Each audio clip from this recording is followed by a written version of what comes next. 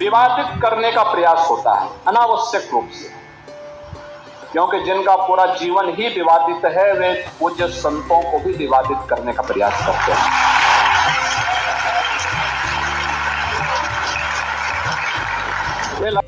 मैंने देखा है कि ये विद्यार्थी केवल किताबों से ही नहीं भीतर से भी जूझते हैं महाराज जी। कभी असफलता का बोझ, कभी आत्म संदेह, कभी लक्ष्य को लेकर उलझन। ऐसे में महाराज जी मेरा प्रश्न है कि इसका कारण मूल समझो ना, ब्रह्मचर्य की हीनता, व्यसन, ब्रह्मचर्य की हीनता, व्यभिचार परायणता, कुसंग, वृत्ति का बहिर्मुख हो जाना, ये कारण है। अगर वो संयम से रहे, मतलब जब तक ब्याह ना हो तब तक तो ब्रह्मचर्य का अधिकार है, ब्रह्मचर्य रहे, कोई व्यसन ना करें। अगर हमारे ब्रह्मचर्य है तो हमारे अंदर तेज है, हमारे अंदर स्मृति है, हमारे अंदर जूझने की ताकत है, हर विपत्ति से लड़ने की ताकत है। आज जो संशय, जो विपरीत भावना, जिसे नेगेटिव विचार कहते हैं, प्रमाद, जो हमें करना चाहिए वो हम नहीं कर पा रहे, उसका कारण ब्रह्मचर्य की हीनता, खान पान अशुद्ध और बेविचार परायणता, व्यसन। अगर इन पर ध्यान दिया जाए तो फिर उन्नति स्वाभाविक है, और विश्वास दृढ़ और पॉजिटिव चिंतन, ये हमारे लिए जो आवश्यक जीवन के लिए वो आ जाए। आज हमारे बच्चे ब्रह्मचर्य को नहीं समझ रहे हैं, व्यसन करने से कितनी बड़ी हानि होती है ये नहीं समझ रहे हैं, व्यर्थ का जो ओवर थिंकिंग है वो बढ़ती चली जा रही है, उसको रोकने का उपाय नहीं जान रहे हैं। इसीलिए कभी डिप्रेशन में चले जाते हैं और कभी इतना निगेटिव हो जाते हैं कि कर लेते हैं। मान लो असफलता मिली, करने का विचार ले आते हैं, ये ठीक नहीं है। तो इसलिए पवित्र भोजन, संयम से चलना, और हमारे आचरण पवित्र हो, हमारे विचार पवित्र हो, तो हमारी पॉजिटिव चिंतन बने। अगर एक बार हम फेल हो गए तो हम दूसरे वर्ष प्रयास इतना करें कि हम पास ही हो जाएं।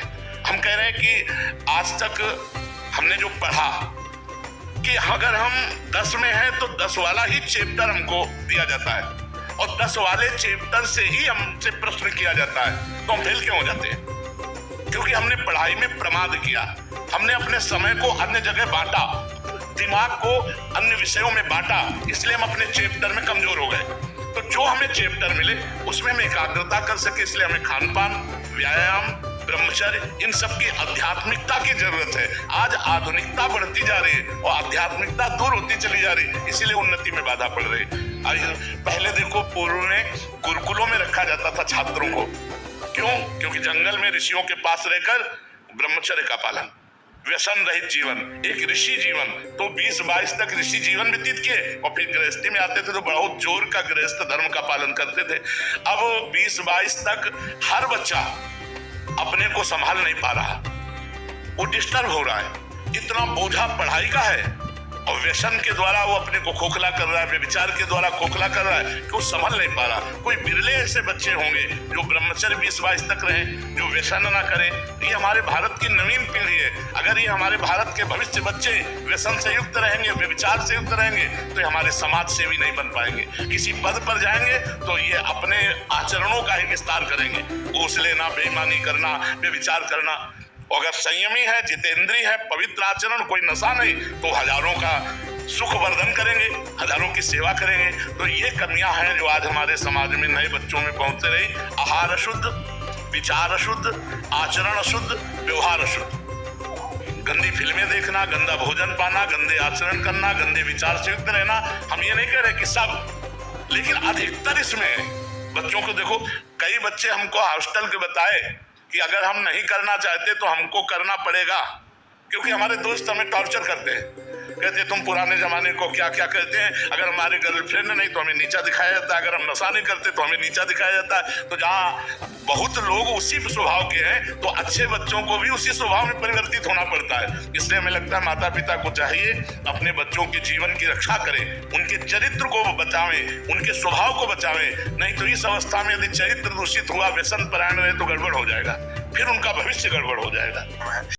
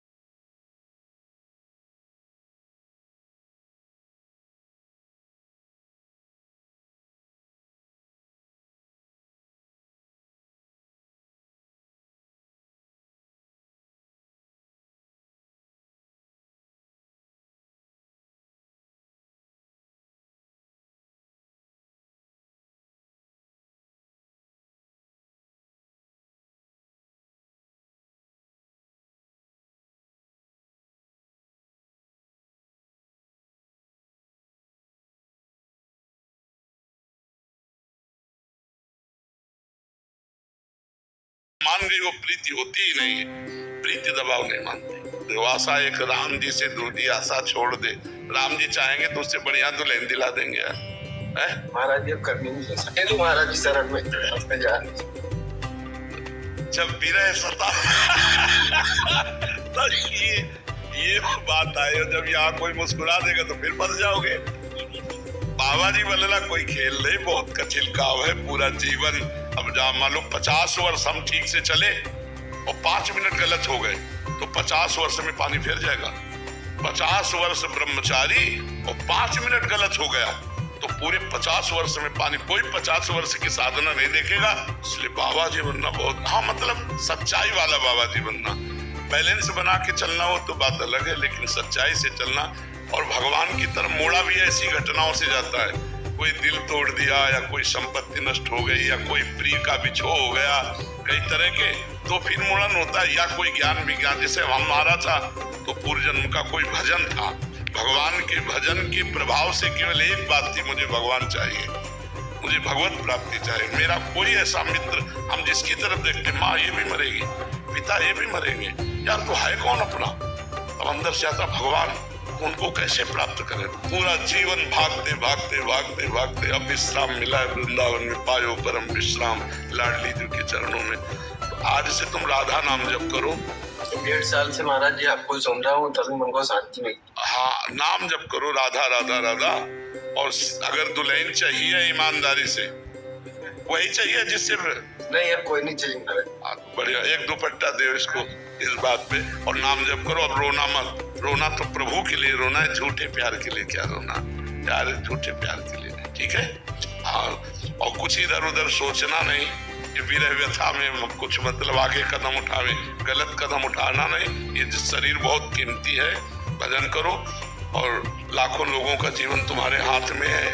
भाई ट्रेन चलाते हो, आना जाना, एक ट्रेन में 10-20 हजार तो 10,000 ज्यादा ही हो जाते। हाँ, तो अब अगर तुम विरह में हो गए तो सब विरह ही। इसलिए खूब प्रसन्न मन से रहो, आनंदित रहो यार। यहाँ सब झूठा खेल है, सत्य तो भगवान से प्रेम है। यहाँ कौन किसी से प्रेम करता, ठीक है। तुम्हारे आंसुओं को वो जानती है, फिर कैसे रह सकते। हम नहीं रह पा रहे, तुम्हारे आंसुओं को देख के बार बार लगता है क्या दे दूं, क्या कर दूं जिससे प्रसन्न हो जाए। और फिर तुम्हें जो प्यार करे वो ऐसे कैसे रह सकता है। ये झूठा प्यार है, वो सब झूठा प्यार। सच्चा प्यार कोई नहीं करता, सच्चा प्यार तो भगवान करते हैं बच्चा, ठीक है। प्रसन्न रहो, राधा नाम जप करो। मर्जी इसमें थोड़ा सा इन्हीं का समाधान कर रहा हूँ। उससे किसी भी प्रकार से संपर्क करने की कोशिश नहीं करना चाहिए, नहीं करना चाहिए, बिल्कुल नहीं करना चाहिए, नहीं करना चाहिए। जब देख लिया कि रास्ता उसका और है तो आशीर्वाद देना चाहिए और बच के निकलना चाहिए कि तुम्हारा जीवन मंगलमय हो। तुम जहाँ जा रहे हो उसी के होके रहो, सुखी रहो। अब हम तुम्हारे रास्ते में कभी नहीं आएंगे, नहीं, बिल्कुल अच्छे से चलो। ये अब विघ्न नहीं। प्यार, अगर आपने कुछ प्यार किया है तो उसके लिए अब निर्विघ्न रास्ता दे दो कि आप जाओ। हमारा आपसे किसी भी तरह का कभी मिलान नहीं होगा, कभी भी। अगर नेत्र भी मिल जाए तो नेत्र झुका लिया, मानो हम पहचानते ही नहीं, ठीक है। अगर वो संपर्क करने की कोशिश नहीं, कदापि नहीं करना चाहिए। संपर्क करने की जगह अब ये व्यभिचार हो जाएगा, अब गलत हो जाएगा। किसी के जीवन में, जैसे तुम्हारे जीवन में ये घटना घटी तो तुम सह नहीं पा रहे हो, और जब दूसरे के साथ ब्याह हुआ, अगर वो तुमसे संपर्क कर रही तो उसका जीवन कूड़ा हो जाएगा। ना वो तुम्हारी रह पाएगी ना उधर की रह पाएगी। इसलिए बिल्कुल नहीं। महाराज जी कुछ प्रश्न हम इसलिए कर देते हैं कि उसका व्यक्तिगत समाधान हो जाए। महाराज जी कह रहे हैं कि किसी मृत व्यक्ति जिसकी मृत्यु समय से पहले हुई हो, उसको छूकर मैंने एक मतलब कसम खा ली थी कि कोई भी काम को 10 बार करूंगी। अभी कंघी भी करती है तो गिन के करती है, 1 2 3 4 5 और हाथ पांव भी धोती है तो गिन के धोती है, या कोई भी काम करती है 10 बार करती है। महाराज जी इस कसम से इनको मुक्ति करा दीजिए।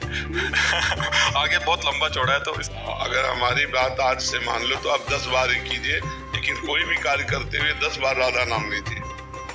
राधा राधा राधा नाम जप करो। हम कह रहे हैं उसको सही रूप में ले आओ। जो काम हम 10 बार करेंगे तो 10 बार राधा राधा राधा राधा स्मरण करेंगे। ये सब व्यर्थ की बात है बच्चा, व्यर्थ की बात है, संसारिकता है। किसी को छू के कसम खाते हैं कि आज के बाद पापाचरण नहीं करूंगा, आज के बाद में कोई गंदा काम नहीं करूंगा। ये बातें हैं कि चलो भाई ये सब बेकार की बातें। वो तुम्हारी कसम झूठी, आज से खत्म, ठीक। नाम जप करो और कभी कभी सत्संग सुन लिया करो, सत्संग से बुद्धि शुद्ध रहती है। हाँ ठीक है। वीरेंद्र भोग छोड़ चुका हूँ महाराज जी। महाकुंभ स्नान और काशी दर्शन करने के बाद एक संकल्प लिया कि कभी दोबारा नशा नहीं करूंगा, गंदे आचरण नहीं करूंगा।